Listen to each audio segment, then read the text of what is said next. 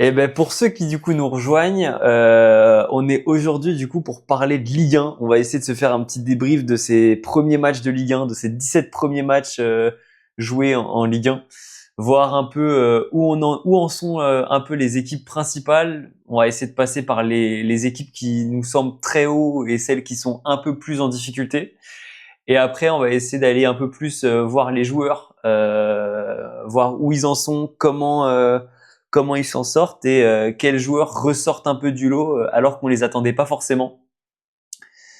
Parce que c'est vrai qu'on a eu un début de saison quand même relativement mouvementé, je trouve, avec un début de saison qu'on a.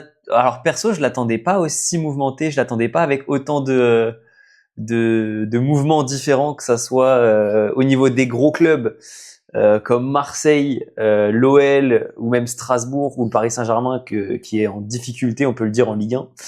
Et il y a d'autres clubs Ouais, comme le PFC que je voyais pas aussi haut.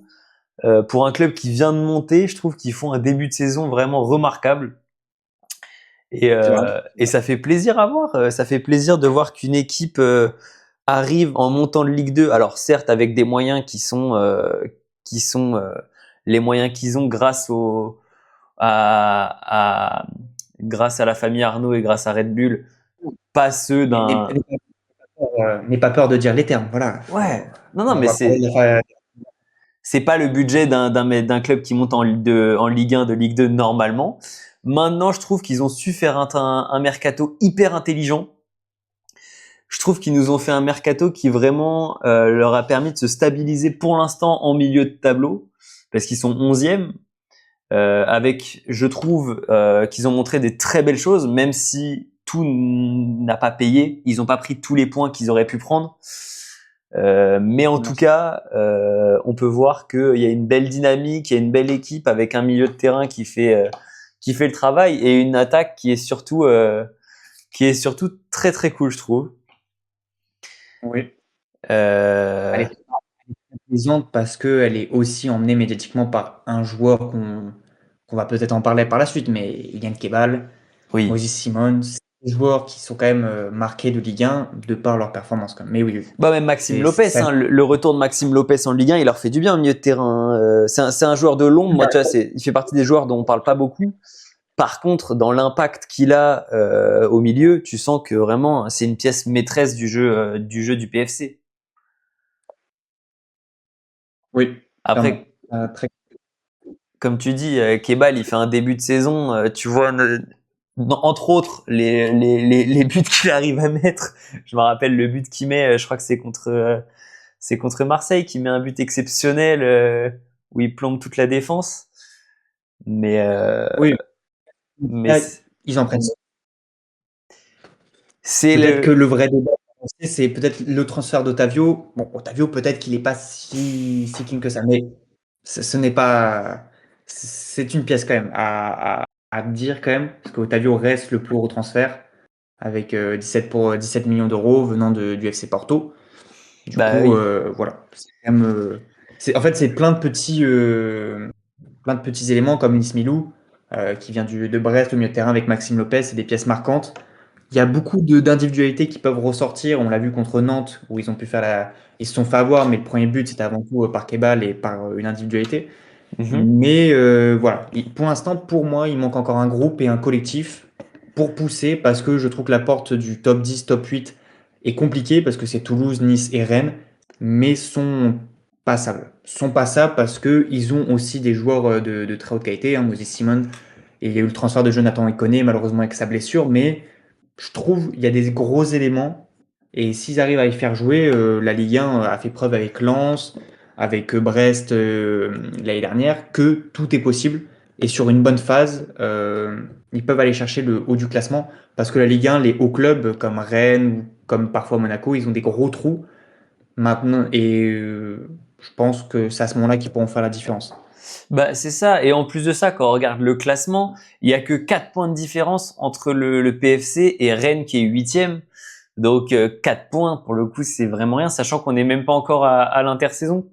Donc il y a des choses à faire. Maintenant, comme tu dis, je pense que le gros problème que va avoir le PFC, c'est que il manque un collectif, il manque une âme d'équipe qui va se créer au fur et à mesure.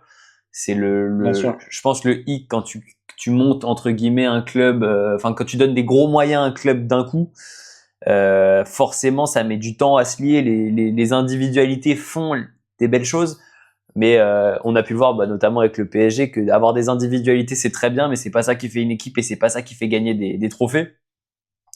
Et On a pu. dans le chat, il y a Nathalie qui m'a parlé de Stassin. Est-ce que je savais qu'il y avait peut-être des pistes, mais est-ce que ce vrai buteur qui pourrait planter si par exemple Kebal se blesse ou fait la différence, on voit que beaucoup de fois au centre il n'y a personne, est-ce que tu penses qu'un Stassin pourrait s'imposer après pour l'instant un gros début de saison avec Saint-Etienne? Ouais, je pense qu'un Stassin, dans tous les cas, dans les 90% des clubs de Liga, Stassin, de Ligue 1, Stassin est une option et Stassin est une très bonne option. On a pu le voir que dans le début de saison, vraiment, ça a été, enfin que ça soit par la saison dernière ou par ce début de saison, il a été exceptionnel. Maintenant, on sait que Stassin, Saint-Etienne, ils vont soit essayer de le garder, soit ils vont essayer d'en tirer un billet parce qu'ils connaissent la valeur de leurs joueurs. Donc, dans quelle mesure tu arrives à le récupérer? Après, je pense que et si t'as une option dessus, il y a aucun monde où tu dois pas te jeter dessus pour aller chercher Stassin parce que c'est tellement un joueur exceptionnel qui peut t'apporter qui peut tellement t'apporter en attaque. Tu vois, il y a quelqu'un dans mon chat qui me dit qu'il était déçu du début de saison de Maxime Lopez. Je suis pas d'accord. Je trouve que Maxime Lopez, il fait un début de saison. Alors, comme je dis, c'est un travailleur de l'ombre. C'est un mec, tu vas pas beaucoup le voir. Par contre, il te fait du bien et il te soulage vachement au milieu de terrain.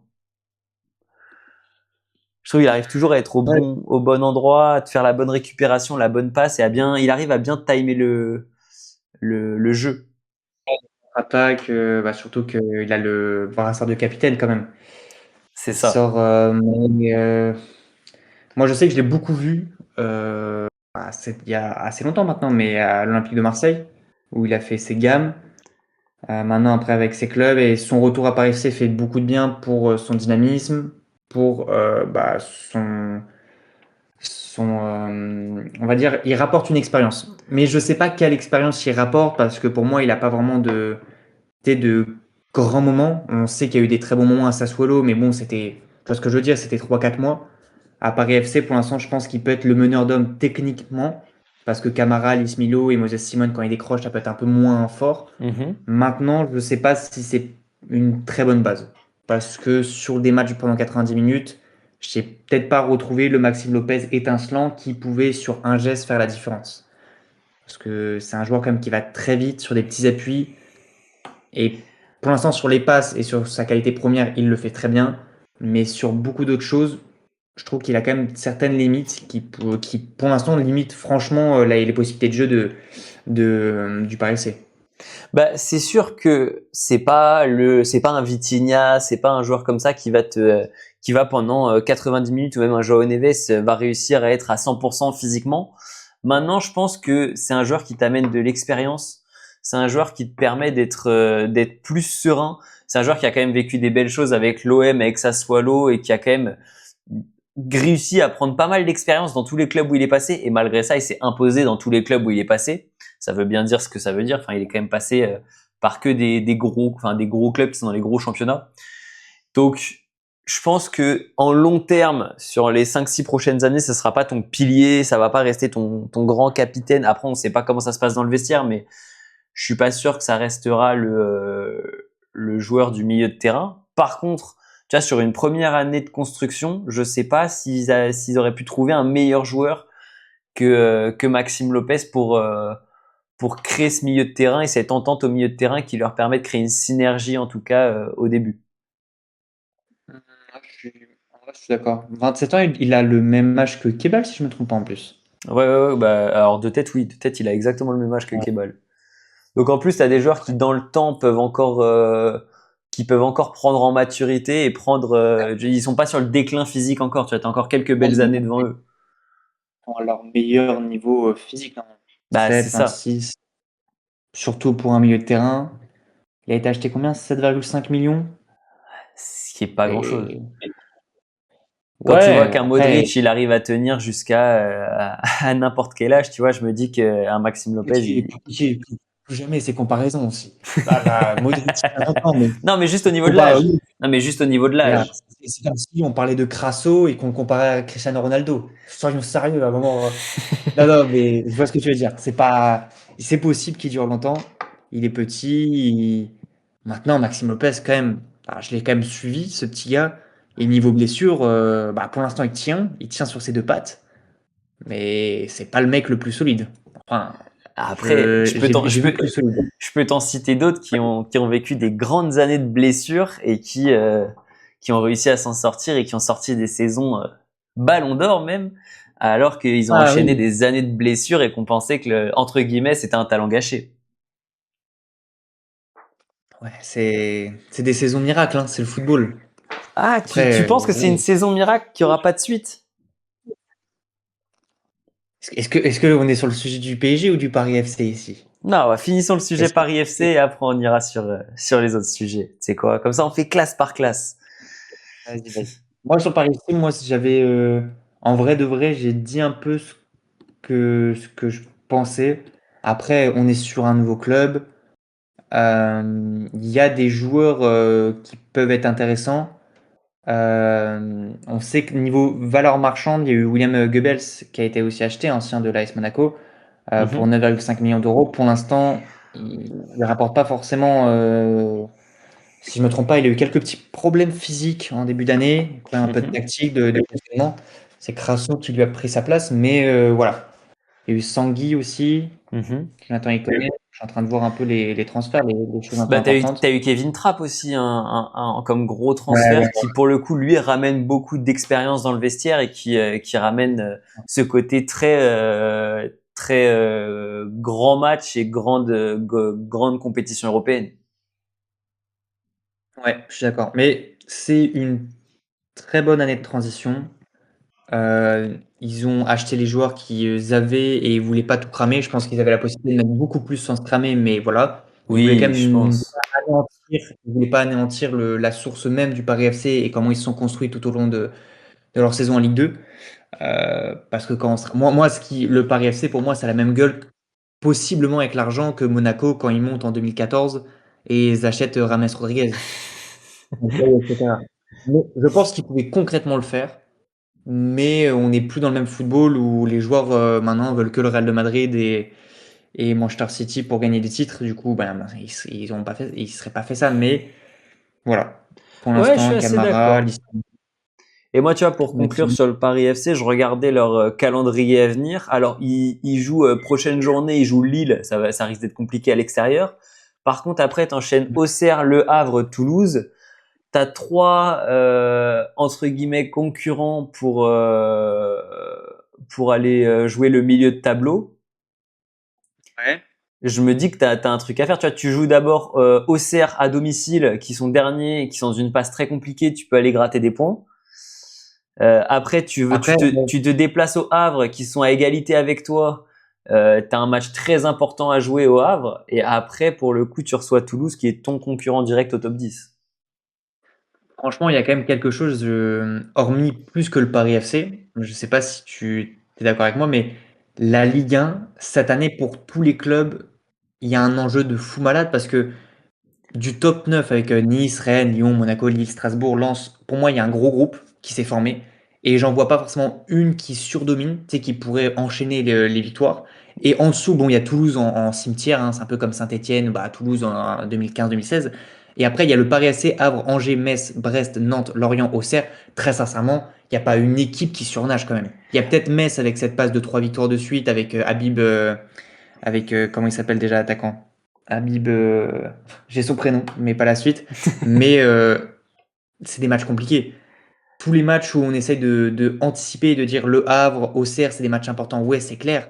Mais les deux équipes jouent Habib leur Diallo. bateau à 100%, c'est-à-dire que c'est leur adversaire.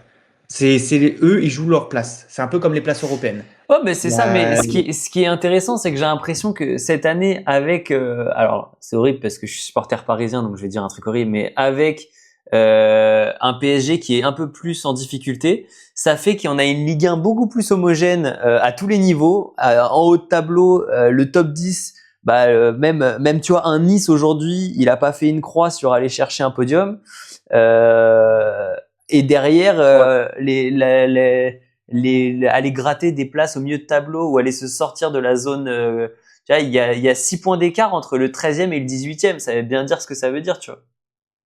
Ouais, FC Sport, je te respecte, hein, mais Nice va très simplement rester dans le ventre mou et ne Chaque, va pas rentrer dans le top 4. Non, chaque, non, non. Chaque année, on dit ça et Nice vont aller choper quelque chose, mais là, cette année, après la défaite qu'ils ont pris 3-1 contre Metz, mais après ce ouais, qu'ils sont en train de nous faire en Europa League, pour le bien de la France, pour le bien de toutes les figures marquantes de l'économie française, Nice ne doit pas aller plus loin que la 8e place. mais Voilà, je ne souhaite que ça. Tu vois, l'année dernière, ils font le même parcours européen et derrière, ils font une deuxième partie de saison en Ligue 1 exceptionnelle où ils vont chercher une place européenne, tu vois. Alors, je suis j'espère d'accord parce que que pour le bien du classement UEFA français, faudrait que vraiment ils n'aillent choper aucune place. Tu vois, je préfère largement aller voir un Lyon, Monaco, Lille, Strasbourg, Lens, Marseille et le Paris Saint-Germain en Coupe d'Europe.